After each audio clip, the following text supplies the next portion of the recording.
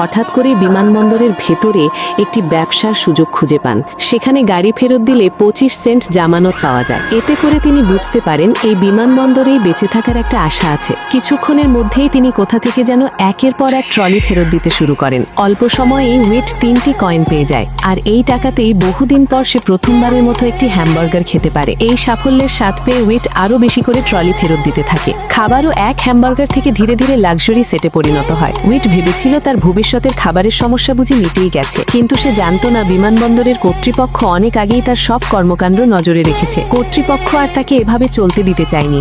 খুব দ্রুতই তার পথ বন্ধ করে দেওয়া হয়। তারা ইচ্ছা করেই একটি আলাদা কাউন্টার তৈরি করে দেয়, যেখানে শুধুমাত্র একজনকেই এই কাজের দায়িত্ব দেওয়া হয়। এর ফলে উইটের খুঁজে পাওয়া ব্যবসার সুযোগ একেবারেই শেষ হয়ে যায়। কেন কর্তৃপক্ষ উইটকে সরাতে চাইছিল? কারণ সে ছিল পরিচয়হীন একজন মানুষ, সিস্টেমের একটি বড় ফাঁক। কয়েকদিন আগেই উইট বিমান থেকে নামার পর ভয়ঙ্কর এক খবর পায়। তার দেশে গৃহযুদ্ধ শুরু হয়েছে এবং আন্তর্জাতিকভাবে তার দেশের অস্তিত্ব আর স্বীকৃত নয়। এর ফলে তার পাসপোর্ট বাতিল হয়ে যায়, টাকাও অচল হয়ে পড়ে। সে আর দেশে ফিরতে পারে না, আবার নিউ ইয়র্কের এই বিমানবন্দর ছাড়ার অনুমতিও পায় না। পরিচয়হীন এই মানুষটি যেন মরতেই চায় না, একেবারে তেলাপোকার মতো। ক্ষুধা লাগলে সে ফ্রি দেওয়া বিস্কুট খায়, ক্লান্ত হলে বেঞ্চে ঘুমায়, চেয়ার জোড়া লাগিয়ে নিজের বিছানা বানায়, এমনকি টয়লেটের জায়গাও ঠিক করে রেখেছে। একদিন কর্তৃপক্ষ মনিটরে দেখে সে বিমানবন্দরের হলঘরে ঘুরে বেড়াচ্ছে। এতে নেতৃত্বে থাকা ফ্র্যাঙ্ক ডিকসন অস্বস্তিতে পড়ে। তার মনে হয় he is trying to escape. সহকারী বলে, sir, you told him to wait. Dixon উত্তর দেয়, I didn't think he'd actually do it. Dixon তখন কাস্টমস বিভাগের প্রধান হওয়ার গুরুত্বপূর্ণ সময়ে আছে। উইট তার জন্য একটি টাইম বোমা, তাই সে নিজেই উইটের কাছে যায়। তাকে বলে, আজ দুপুর 12টায় গেট পরিবর্তনের সময় 5 মিনিটের জন্য ফাঁকা থাকবে, তখন চাইলে সে বেরিয়ে যেতে পারবে। আর একবার বেরিয়ে গেলে এরপর যাই হোক তার দায় ডিকসনের উপর পড়বে না। যদিও উইট ইংরেজি বোঝে না, তবুও কয়েকটি গুরুত্বপূর্ণ শব্দ শুনে মোটামুটি বুঝে যায়। দুপুর 12টা বাজে। ডিকসন মনিটর থেকে পরিকল্পনা বাস্তবায়ন করতে থাকে। সে গেট খোলার নির্দেশ দেয়, কিন্তু সময় পার হতে থাকে।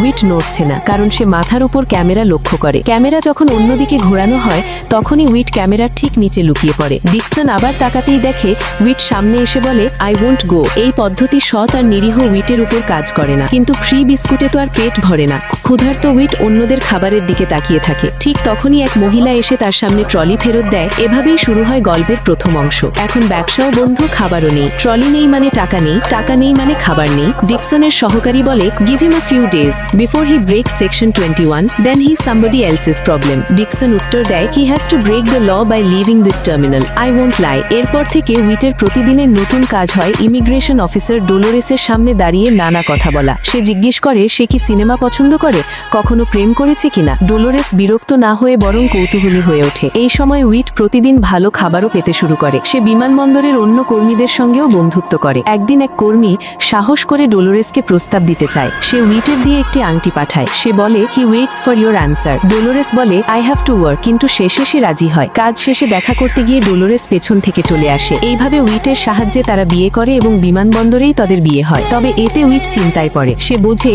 সে সব সময় অন্যের ওপর নির্ভর করতে পারে না। সে সিদ্ধান্ত নেয় এখানেই একটি চাকরি খুঁজবে, কিন্তু ইংরেজি না জানা, পরিচয়হীন বিদেশি হওয়ায় সে বারবার প্রত্যাখ্যাত হয়। একদিন একটি দোকানে ফোন নাম্বারের কথা শুনে সে বাইরে দৌড়ে গিয়ে পাবলিক ফোনের নম্বর এনে দেয়। তারপর সকাল থেকে সন্ধ্যা পর্যন্ত ফোনের অপেক্ষা করে, এমনকি টয়লেটেও যায় না। শেষে ফোন বেজে ওঠে, কিন্তু উত্তর আসে, ইউর পজিশন ইজ ফেইল্ড। সব চেষ্টা ব্যর্থ। হতাশ হয়ে ফেরার পথে সে একটি নির্মাণাধীন দেওয়াল দেখে। আগে সে একজন নির্মাণ কর্মী ছিল, তাই কাজে নেমে পড়ে। রাতভর কাজ করে দেওয়াল একেবারে নতুন করে ফেলে। পরদিন নির্মাণ দল এসে কাজ দেখে অবাক হয়ে যায়। তার কাজ এত নিখুঁত ছিল যে তারা তাকে উচ্চ বেতনে নিয়োগ করে। উইট অবশেষে বিমানবন্দরে প্রথম চাকরি পায়, কিন্তু ডিকসন খবর পেয়ে যায়। সে জিজ্ঞেস করে, how much are they paying him? উত্তর আসে, $19 an hour। এই বেতন তার নিজের থেকেও বেশি। ডিকসন খেপে যায়। সে উইটকে আটক করে অন্য বিভাগে পাঠাতে চায়, কিন্তু কেউই এই ঝামেলা নিতে চায় না। শেষে সে উইটকে বলে, যদি সে স্বীকার করে যে নিজ দেশে ফিরতে ভয় পাচ্ছে, তাহলে রাজনৈতিক আশ্রয়ের আবেদন করা যাবে। ডিকসন জিজ্ঞেস করে, do you fear returning to your country? উইট উত্তর দেয়, নো।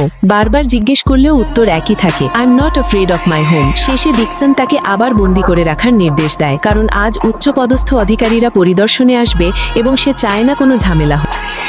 বিমানে আটকে থাকা অবস্থায় অবশেষে উইট বিমানবন্দরে তার জীবনের প্রথম চাকরিটা পেয়ে যায়। কিন্তু খুব দ্রুতই এই খবরটি ল্যানের কানে পৌঁছে যায়। অবিশ্বাস্য ব্যাপার হলো, উইটের বেতন নাকি তার নিজের থেকেও বেশি। এতে ল্যান আর নিজেকে সামলাতে পারে না। সে সঙ্গে সঙ্গে অধস্তনদের নির্দেশ দেয় উইটকে আটক করে একাকী বন্দি করে রাখতে। তার পরিকল্পনা ছিল অন্য কোনো বিভাগে তাকে ঠেলে দেওয়া, কিন্তু জিজ্ঞাসাবাদ করে দেখা গেল এত বড় ঝামেলা কেউই নিতে চায় না। বাধ্য হয়ে ল্যান আবার উইটকে নিজের অফিসে নিয়ে আসে এবং তাকে বিমানবন্দর ছেড়ে যাওয়ার একটি উপায় বলে। ল্যান জানায় যদি উইট স্বীকার করে যে সে নিজের দেশে ফিরতে ভয় পাচ্ছে কারণ দেশটি তখন যুদ্ধ বিধ্বস্ত, তাহলে তার জন্য রাজনৈতিক আশ্রয়ের আবেদন করা যাবে এবং সে বৈধভাবে বিমানবন্দর ছেড়ে নিউ ইয়র্কে ঢুকতে পারবে। এই কথা শুনে উইট ভীষণ খুশি হয়ে যায়। ল্যান জিজ্ঞাসা করে, এই মুহূর্তে কি তুমি নিজের দেশে ফিরে যেতে ভয় পাচ্ছ? উইট বলে, ও না। এতে ল্যান একটু বিরক্ত হয়ে যায়। সে আবারও প্রশ্ন করে, কিন্তু উইটের উত্তর একদমই বদলায় না, আমি নিজের দেশ থেকে ভয় পাই না। এই অবস্থা দেখে ল্যান আর কিছু না বলে অধস্তনদের নির্দেশ দেয় ওকে আবার বন্দি করে রাখো, কারণ আজ ছিল ঊর্ধ্বতন কর্মকর্তাদের পরিদর্শনের দিন। যদি সব ঠিকঠাক চলে তাহলে সে সহজেই কাস্টমস বিভাগের প্রধান হতে পারবে। কিন্তু সে তখনও জানত না খুব শিগগিরই তাকে উইটের সাহায্য চাইতেই হবে। পরিদর্শনের শুরুটা বেশ ভালোই চলছিল।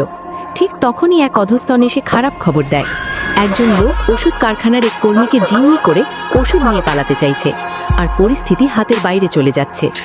ভাষাগত সমস্যার কারণে ল্যান কিছুই বুঝতে পারছিল না। ঠিক তখনই তার মাথায় একজনের কথা আসে, উইট। লোকটির বাড়ি যেহেতু উইটের দেশের কাছাকাছি, তাই হয়তো উইট তার ভাষা বুঝতে পারবে। ল্যানের ধারণা ভুল ছিল না। খুব দ্রুতই উইট সেই লোকটির সঙ্গে কথা বলতে সক্ষম হয় এবং জানতে পারে এই ওষুধটি সে ক্যানাডায় থাকা তার অসুস্থ বাবার জন্য নিয়ে যাচ্ছে। কিন্তু নিয়ম তো নিয়ম। ল্যান জানায় ওষুধ নিয়ে যেতে হলে অবশ্যই বৈধ কাগজপত্র, হাসপাতালের অনুমোদন ও দুই দেশের ডাক্তারদের স্বাক্ষর থাকতে হবে।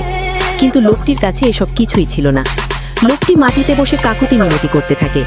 ল্যানের কাছে অনুরোধ করে যেন দয়া করে তাকে যেতে দেওয়া হয়, কিন্তু নির্মম ল্যান একটুও নরম হয় না, বরং সে নিরাপত্তা কর্মীদের নির্দেশ দেয় লোকটিকে মাটিতে ফেলে ধরতে।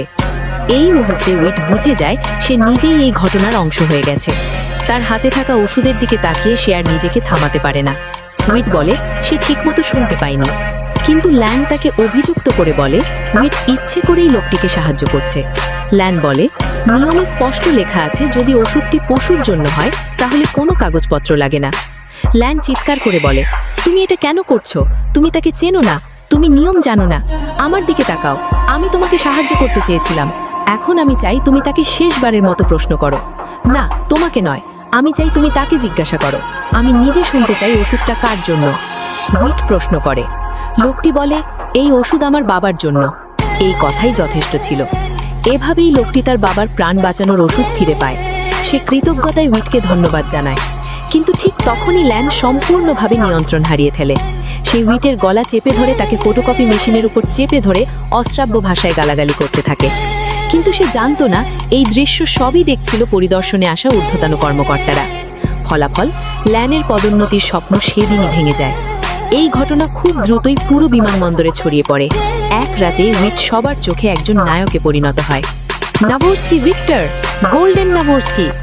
কয়েকদিন পর যখন উইট টার্মিনালের ভেতর দিয়ে হাঁটে, সবাই তাকে হেসে অভিবাদন জানায়। দোকানগুলোতে তার হাতের ছাপ লাগানো পোস্টার টাঙানো হয় সমর্থনের চিহ্ন হিসেবে। কিন্তু এই কারণেই ল্যানের সঙ্গে উইটের শত্রুতা আরও গভীর হয়ে যায়। ল্যান তাকে হুমকি দিয়ে বলে, যেদিন তুমি এখানে থাকবে সেদিনই তোমার শেষ দিন।